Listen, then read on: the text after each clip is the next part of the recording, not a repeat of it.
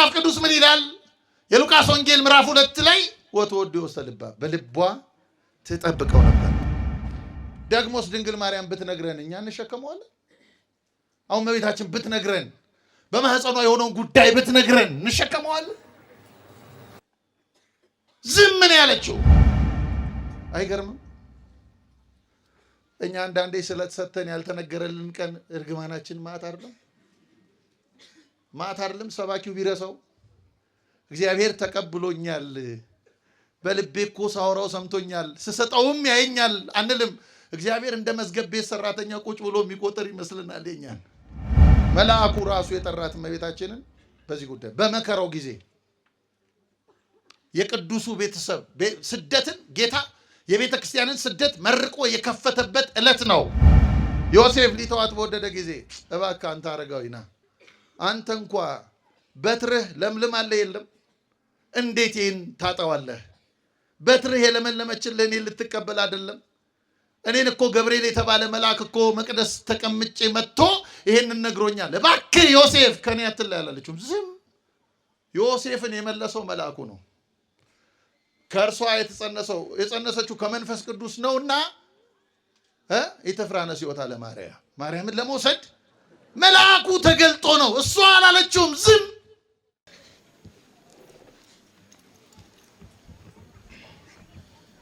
አምላካችን ልዑል እግዚአብሔር ሆይ ከተፈጠርንባት ዕለትና ጊዜ አንስቶ እስከዚህች ሰዓት ስላደረስከን ወደፊትም ስለምትጠብቀን ስለ አባታዊ መግቦትና ፍቅርህ ክብርና ምስጋና ለስም ይሁንልን። እንደምን ሰነበታችሁ? እንደምን ዋላችሁ? እንደምን አረፈዳችሁ? አሜን። አምላካችን ቅዱስ እግዚአብሔር ስሙ የተመሰገነ ይሁን። የሰው ልጆች ሁሉ መዳንና ነጻነት በማህፀኗ የተጻፈባት አማላጃችን እናታችን ቅድስት ድንግል ማርያምን ጣዕሟን በአንደበታችን ፍቅሯን በልባችን ልዑል አምላካችን እግዚአብሔር ይሳልብን። እንደ እግዚአብሔር ፈቃድ ባለን ውስን ጊዜ የምንማርበት የትምህርታችን ርዕስ የዝምታ ትምህርት ቤት የሚል ይሆናል። እንደሚታወቀው ሁላችን ዛሬ በዚህ አካባቢ የተገኘ ነው ከነፍሳችን አብልጠን የምንወዳት እመቤታችን ቅድስት ድንግል ማርያምን ደጅ የጠኑ ሐዋርያትን ምሳሌ አድርገን እነርሱ ያገኙትን ጸጋ በጥቂቱ ለማግኘት ቀያችንን ትተን ተሰብስበናል። ጾሙ ጾመ ማርያም ይባላል። ዛሬ ደግሞ ዕለቱ እመቤታችን ቅድስት ድንግል ማርያም የተጸነሰችበት ታላቅ ዕለት ነው። በዚህ የእመቤታችን ጽንሰት እግዚአብሔር የሰው ልጆች ሲያድናቸው ዓላማ እቅድ ነበረው። ነገ ጊዜ ካለን እናየዋለን። ዓላማ እቅድ አለው እግዚአብሔር። አስቀድሞ የሰው ልጅ መጥፋት ያልወደደ እግዚአብሔር ሰውን ለማዳን አንድ ብላቴና ለእርሱ መቅደስ የምትሆን ወደዚህ ዓለም ማምጣት አስፈልጎት ነበር እና እመቤታችን ስትጸነስ ልክ እግዚአብሔር እንደ ጥሩ አርኪቴክቸር ወይም እንደ ጥሩ መሐንዲስ የመዳናችንን ዲዛይን የሰራበት ዕለት ነው የእመቤታችን ጽንሰት ቀን። አሁን እዚህ የሚሰራውን ቤተ መቅደስ እንደምትመለከቱት መቅደሱ እንደዚህ ባለው ሁኔታ ከመቀመጡ በፊት ቦታው ምድረ በዳ ነበር እና ይህን ቦታ ባለሙያ ተመልክቶት ይሄንን መቅደስ መጀመሪያ በወረቀት ላይ ዲዛይኑን አስቀምጦት ያን ዲዛይን ነው አልቆ የምንመለከተው። እግዚአብሔርም ልክ እንደዚህ ባለ መንገድ ነው ያዳነን።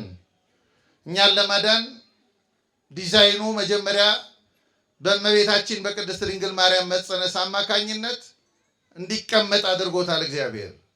ለዚህ ነው የእመቤታችን የቅድስት ድንግል ማርያም ሁኔታ ለኦርቶዶክሳዊት ቤተክርስቲያን የተለየ ስፍራ እንዲሰጠው የሚያደርገው እና ዛሬም በዚህ ርዕሳችን የምንማረው ስለ እመቤታችን ቅድስት ድንግል ማርያም ሕይወት ነው። አጠር ባለ ሁኔታ ሁላችሁም የዝምታ ትምህርት ቤት በሉ እስቲ። ይሄ ቃል ለእመቤታችን የተነገረ ነው። የጥንቷ ቤተክርስቲያን ድንግል ማርያምን የምትጠራበት ስም ነው። የዝምታ ትምህርት ቤት ተብላ በመጀመሪያዊቱ ቤተክርስቲያን እመቤታችን ቅድስት ድንግል ማርያም ተጠርታለች። በዛሬው ትምህርታችን በአብዛኛው አንዳንድ ክርክሮች እንሰማለን። በማህበራዊ ሚዲያውም እንደው ሰው ለሰውም በግል እንደዚህ ባለው ሁኔታ ከኛ ውጭ የሆኑ ሰዎች ስለ እመቤታችን አንዳንድ ጥያቄዎች ያነሳሉ እና ከመጽሐፍ ቅዱስ ለምንድን ነው የማትነግሩን? ስለ እመቤታችን ለምንድን ነው ከወንጌል የማትጠቅሱልን ይላሉ። እኛም ደግሞ እንደው ማርያም ታማልዳለች የሚል አንድ የሆነ ቦታ ጥቅሱ ኖሮ ይህን ጥቅስ ጠቅሰን እንደው ግልግል ባልን ብለን እናስባለን። እንዲህ የሚያስቡ ኦርቶዶክሳውያንም አሉ እና ዛሬ የምናየው ለምንድን ነው እመቤታችንን በወንጌል በስፋት የማናገኛት? እሱን ነው በአጭሩ የምንመለከተው። ለምንድን ነው ኦርቶዶክሳዊት ቤተክርስቲያን በሰፊው ስለ እመቤታችን ታስተምራለች፣ ምክንያተ ድኅነት እንደሆነ ትናገራለች። ወንጌል ደግሞ ስለ እመቤታችን ስለ ቅድስት ድንግል ማርያም በተለይ 4 ወንጌላት ላይ የተወሰኑ ሐሳቦች ነው የምናገኘው እና በሰፊው ለምንድን ነው ያልተተረከው የሚለውን የምንመልስበት ትምህርት ነው የሚሆነው። ዝምታ በጣም ውድ ነገር ነው። ይሄ ዘመን እንደምታውቁት የመናገር ዘመን ነው። ተናጋሪ የበዛበት ዘመን ነው። መናገር የሚያስከብርበት ዘመን ነው። ዝም የሚሉ ሰዎች እንዳላዋቂ የሚቆጠሩበት ዘመን ነው። ከፊት የሚታዩ ሰዎች በተለያዩ ሚዲያዎች እንኳን ያሉ ዲያሎጎችን ብትመለከቱ ሰሚ የለም፣ ተናጋሪ ብቻ ግን አለ። ዝም ብላችሁ አንድ የቲክቶክ የሆነ ውይይት ላይ እንኳን ብትገቡና ብታዩ የሚሰማ የለም፣ ሁሉም ነው የሚናገረው። ካልተናገርኩ የማይል የለም፣ እስኪ ልስማ የሚል የለም። ዝምታ ግን በጣም ጫፍ ነው። እመቤታችን ቅድስት ድንግል ማርያም የደረሰችበት ጫፍ እና ለብዙ ሰዎች በጣም ውድ የሆነ ጫፍ አስደናቂ ነው። አንድ ሊቅ ዝምታ የእግዚአብሔር ድምፅ ነው ይላል። እግዚአብሔር በዝምታ ውስጥ ይናገራል። እግዚአብሔር እና እግዚአብሔር ለሚያስተውሉት ሰዎች ዝም ሲል እንኳን መልስ እየሰጣቸው እንደሆነ ይረዳሉ። ብዙ ሰዎች መልስ መሰጠት ማለት በጆሮ የሚሰማ በአይን የሚታይ አድርገው ይቆጥሩታል እንጂ አንዳንዴ ዝም ማለቱ ራሱ እግዚአብሔር መልስ ነው የምንለው ለዚህ ነው። እና ወደ ዋናው ሐሳብ ከመግባታችን በፊት መጽሐፍ ቅዱስ ስናነብ በዚህ በአንደኛ ነገሥት ምዕራፍ 19 ላይ የምናገኘው አንድ ታሪክ አለ። የአባታችን የነቢዩ ኤልያስ ታሪክ ነው። ኤልያስ በአክዓብ ዘመን የነበረ ነው። አክዓብ ንጉሥ ነው። ኤልያስን ለመግደል የሚፈልግ ነው።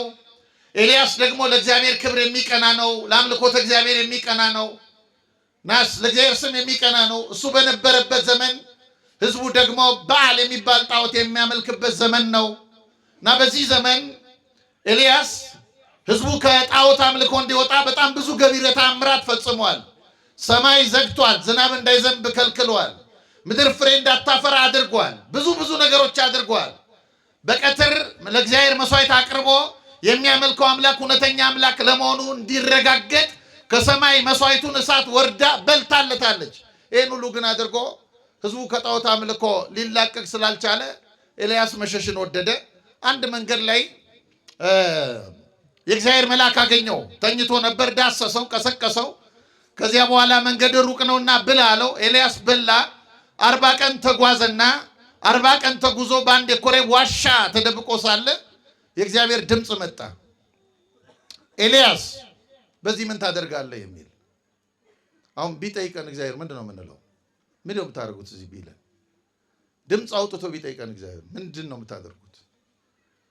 ከዚህ ቀጥሎ ምንድን ነው የምታደርጉት? ስትወጡ ምንድን ነው የምታደርጉት ቢለን ለእግዚአብሔር ምን እንመልስለታለን?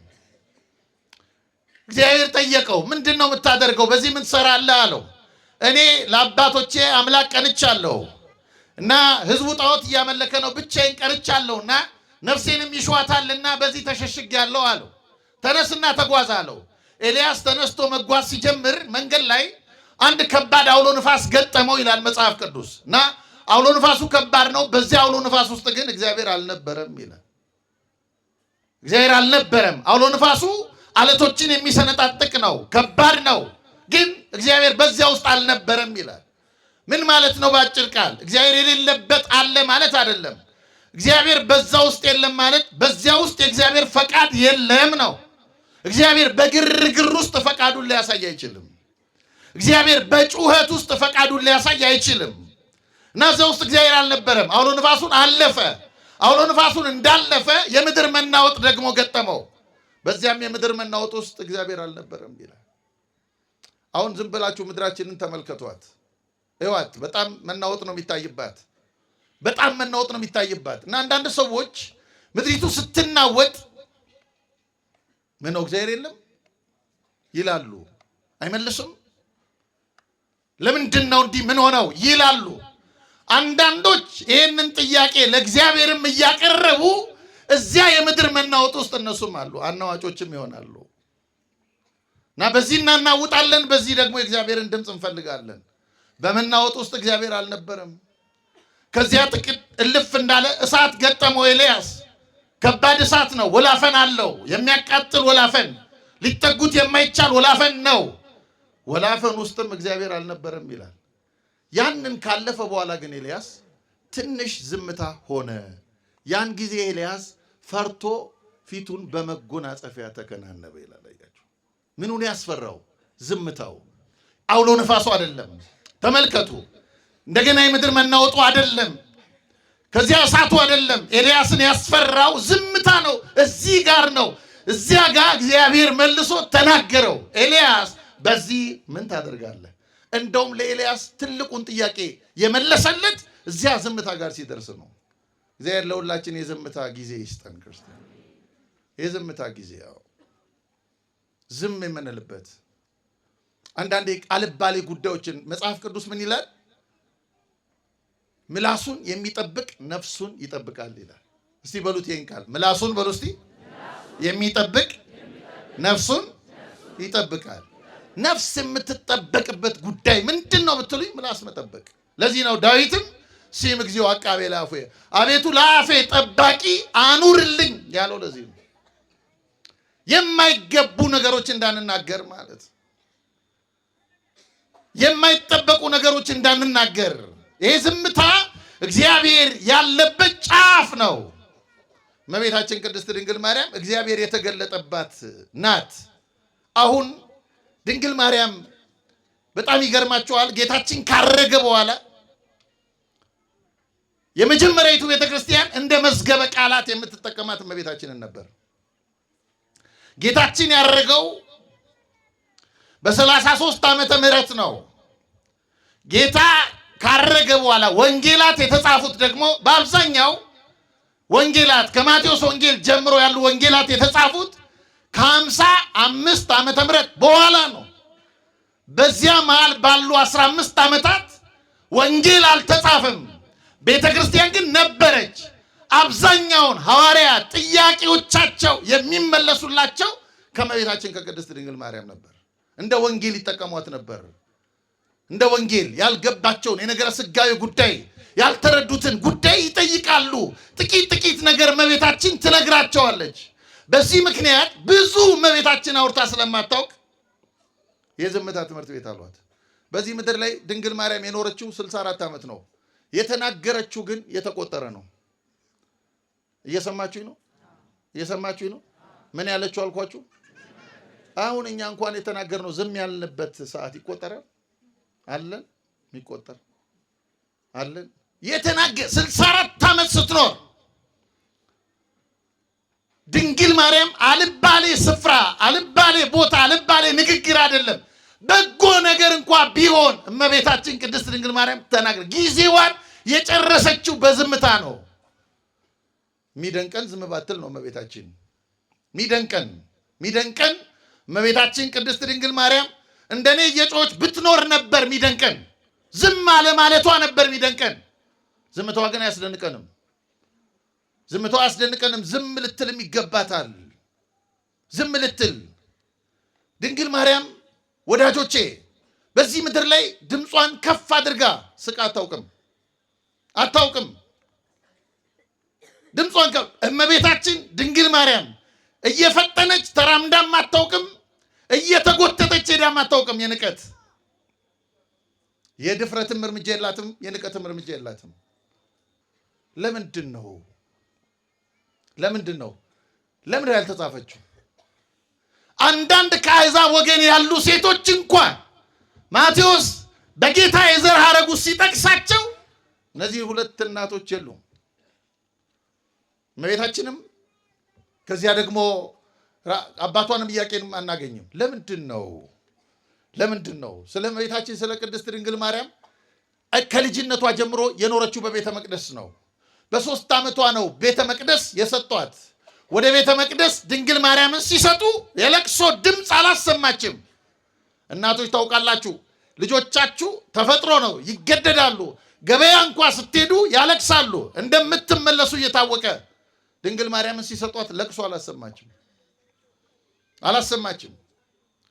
እና በቤተ መቅደስ ስትኖር በዚያ ውስጥ ሆና ከመቅደሱ ርቃ ታበራ የነበረች ሶሎሞን እንደነገረን መኑ ይእቲ ዛቲ እንተ ትሄውስ ከመ ጎህ፣ ማናት ይቺ ከሩቅ የምታበራ እንደ ማለዳ ብርሃን የምትጎበኝ ይቺ ማናት በማለት በዚያ የኦሪት መስዋዕት በሚሰዋበት መቅደስ ውስጥ ሆና ከዚያ መቅደስ ከብራ ስታበራ ነቢያት ትንቢት ተናግረውላት ያለች ድንግል ማርያም ለምንድን ነው ወንጌል ያልተረከላት? ምንድን ነው ችግሩ? በጣም ከክርስቶስ ጋር በሚዛመዱ ጉዳዮች፣ ሁኔታዎች፣ ክስተቶች ውስጥ ድንግል ማርያምን ከፊት አናያትም። የሚታወቁ ቦታዎች አሉ። የቃና ዘገሊላው አለ፣ ይታወቃል። በዚያም የተገለጠችበት የራሱ የሆነ ምክንያት አለ። የተገለጠችባቸው ቦታዎች በሙሉ ምክንያቶች አሏቸው። በክርስቶስ ጉዳይ ድንግል ማርያም ክርስቶስ በሚያደርጋቸው ነገሮች ከፊት ተአምራት ሲፈጽም፣ ድዊ ሲፈውስ፣ ሙታን ሲያነሳ ምናምን ሲያደርግ የሐዋርያት ስማቸው ይጠቀሳል። ድንግል ማርያም ግን የለችም። ለምን? ኦርቶዶክሳውያን ሁልጊዜ ይሄን ነው መጠየቅ። የሆነ ቦታ መራብ አይደለም፣ የሆነ ቦታ ጥቅስ ፈልገን አይደለም፣ በጥቅስ አይደለም። በጣም ይገርመው በመጀመሪያው ቤተክርስቲያን የነበሩ አባቶቻችን ስለ እመቤታችን ብዙ ጽፈዋል። ስለ ድንግል ማርያም ብዙ የጻፉት አንድ ኤጲፋኒዎስ የሚባል ታላቅ አባት ምን ይላል? እነዚህ አባቶች ስለ ድንግል ማርያም መጻፍ የቻሉት ዝምታዋን ዳሰው እንጂ እሷ ተናግራቸው አይደለም ይላል። የመልአኩን ብስራት ሰምታ ከመልአኩ ጋር ተሟግታ ወንድ ስለማላውቅ እንዴት ይሆናል ብላ ከመንፈስ ቅዱስ የተነሳ እንደምትጸንስ ተነግሯት ጽንሱን ጌታን በማህፀኗ በያዘች ጊዜ ደግሞ አይሁድ ከሰሱ። እቺ ሴት ስታገባ አላየናትም፣ በአደባባይ ጋብቻ ስትፈጽም አልተመለከትንም። ስለዚህ ምናልባት ነውር ሰርታ ሊሆን ይችላልና በአደባባይ ማየ ዘለፋ የሚባል አለ፣ መራራ ነው። ይህን በአደባባይ ልጠጣ ይገባታል። ይህን ጠጥታ የሰራችውን ወንጀል በዚህ በአደባባይ እንጀቷ ተዘርግፎ ስትሞት ልናይ ይገባል አሉ። ማየ ዘለፋ መጥቶ ወደ እመቤታችን ይዘው መጥተው ጠጪ ገይነን ሲሏት፣ ኧረ እባካችሁ ገብርኤል የተባለ መልአክ እኮ መጥቶ እንዲህ ብሎኝ ነው እኔ እኮ ምናምን አላለችም። እሺ አይገርምም? እኛ አንዳንዴ ስለተሰተን ያልተነገረልን ቀን እርግማናችን ማት አይደለም ሰባኪው ቢረሳው እግዚአብሔር ተቀብሎኛል፣ በልቤ እኮ ሳወራው ሰምቶኛል፣ ስሰጠውም ያየኛል አንልም። እግዚአብሔር እንደ መዝገብ ቤት ሰራተኛ ቁጭ ብሎ የሚቆጥር ይመስልናል። የኛን እንዴት መጎዳት እንደሆነ አይታችኋል ክርስቲያኖች። ምንም አላለችም እመቤታችን፣ ምንም። ያንን ወስዳ ጠጣች። ያን ጠጥታ ፊቷ በፊታቸው እንደ ፀሐይ አበራ። አላመኑም። ከዚያ ዮሴፍ ጻድቅ ነው። መጽሐፍ ቅዱስ ስታነቡ ዮሴፍ ጻድቅ ነው እና ዮሴፍ የእመቤታችንን ሁኔታ ሲመለከት ቀን ወደ ቀን ሆዷ እየገፋ ሲመጣ ሲያይ ዮሴፍም ፍርሃት አደረበት። ለምንድን ነው የፈራው? ዮሴፍ ጻድቅ ነው። ደግሞ እንደዚህ ያደረገ ባል ይሆን ብሎ ዮሴፍ ሊሸሻት ወደደ። በስውር ሊተዋት ወደደ ይላል መጽሐፍ ቅዱስ። ዮሴፍ ሊተዋት በወደደ ጊዜ እባክህ አንተ አረጋዊ ና፣ አንተ እንኳ በትርህ ለምልም አለ የለም፣ እንዴት ይህን ታጠዋለህ? በትርህ የለመለመችልህ እኔን ልትቀበል አይደለም? እኔን እኮ ገብርኤል የተባለ መልአክ እኮ መቅደስ ተቀምጬ መጥቶ ይሄንን ነግሮኛል። እባክህ ዮሴፍ ከኔ አትለይ አላለችውም። ዝም። ዮሴፍን የመለሰው መልአኩ ነው። ከእርሷ የጸነሰችው ከመንፈስ ቅዱስ ነውና ኢተፍራነስ ይወታ ለማርያም ማርያምን ለመውሰድ መልአኩ ተገልጦ ነው። እሷ አላለችውም። ዝም። እኛው ላይክና ሼር አድርጉን እንለኛ እንደምንም ታዋቂ ለመሆን ማለት ነው። ዝም እና በዚህ ዝምታዋ አንድ አባት እንዲህ ይላል ድንግል ማርያምን ሲገልጣት የማታንጠባጥብ የጸጋ ዕቃ። ሴቶች እናንተ ወጥ የምትሰሩበት ድስት ከስር ከተሸነቆረ ትጠቀሙታላችሁ? አትጠቀሙም አይደል? ምንም የማታፈስ የእግዚአብሔር ምስጢር መዝገብ ቤት በረከቷ በሁላችን ይደርብን። የታላቁ ምስጢር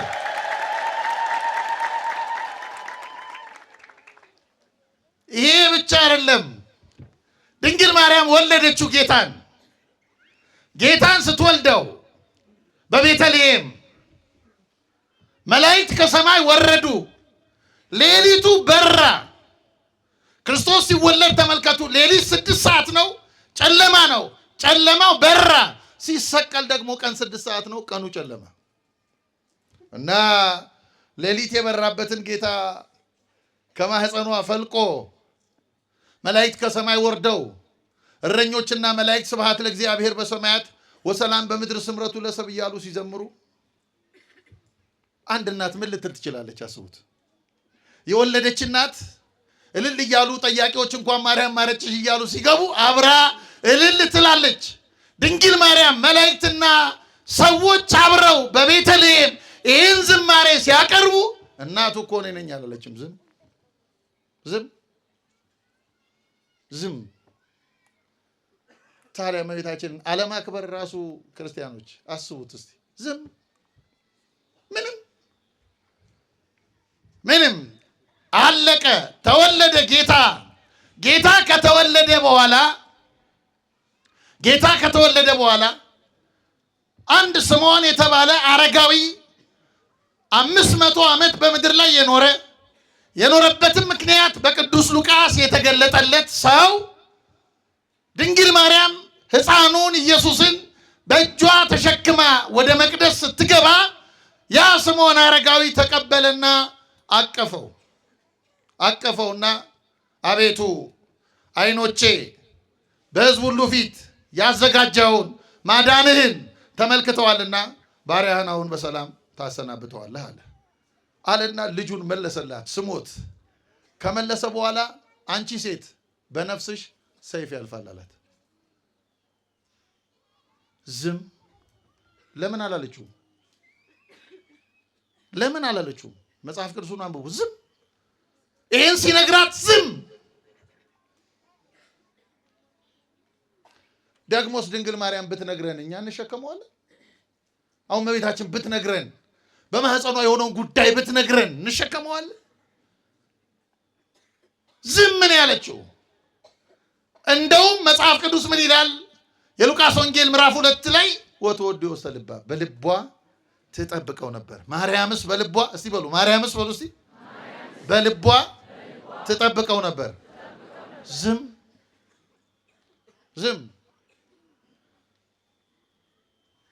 ጌታችን ጠፍቶ በ12 ዓመቱ የፋሲካን በዓል ለማክበር ሄደው ጠፍቶ ፈልገው ቤተ መቅደስ ሲያገኙት እናቱ ስታገኘው ሊቃናቱን እየጠየቀ በንግግሩ እየተገረሙበት ለጥያቄያቸው መልስ እየሰጠ እነሱን ጥያቄ ሲጠይቃቸው መልስ እያጡ ደረሰች እመቤታችን እና ደርሳ ይዛው ሄደች ሰምታ። ከዚያ ምን ይላል መጽሐፍ ቅዱስ? ለወላጆቹም ይታዘዝ ነበር ይልና ማርያምን በልቧ ትጠብቀው ነበር። ለምን ታውቃላችሁ? በልቧ ትጠብቀው ነበር። ለሷ ታዟል እና መታዘዙን ተመልክተው የተሰናከሉበት ብዙ አሉ። እንደ ልጅ መላላኩን ተመልክተው፣ እሷ ግን ዝም።